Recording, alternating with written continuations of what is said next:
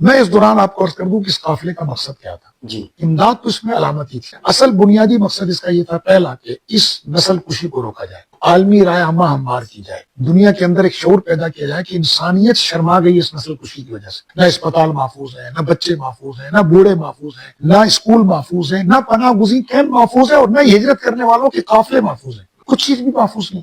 بچوں کے پاس دوائیاں نہیں ہے، اسپتال میں مریض بغیر بیہوشی کے ٹیکوں کے ان کی آپریشن ہو رہے ہیں. آپ تصور کریں نا کتنا کہنا آسان ہے. تو ایک تو اس نسل کشی کو روکنا مقصد، اس کے لیے رائے عامہ ہموار کرنا. دوسرا مقصد یہ تھا کہ انسانی راہداری کی جو امداد ہے اس کو بحال کیا جائے. وہاں لوگ بھوک سے مر رہے. اس گلوبل ولیج میں جب آپ ایک کال پر دنیا کی کسی بھی ریسٹورینٹ سے کھانا منگوا سکتے ہیں اور وہاں لوگ بھوک سے تڑپ رہے ہیں، تو انسانی امداد کی راہداری بحال کی جائے. یہ ایک مقصد یہ تھا. تیسرا بڑا مقصد یہ تھا کہ جو یہ ظالم حصار قائم ہے اس کو توڑا جائے کسی بھی طریقے سے. اس لیے 44 ملکوں کے لوگ اس قافلے میں شامل تھے. 8% غیر مسلم، 40% مسلمان تھے تقریباً. یعنی تناسب تھا. تو فرانس کی ایک ممبر پارلیمنٹ تھی اس میں، ترکی کے 5 ممبر پارلیمنٹرین تھے، پاکستان سے ہمارے سابق سینیٹر مشتاق احمد خان صاحب تھے، اور میں اس میں ایک اکیلا وزیر تھا اور ممبر پارلیمنٹ تھا.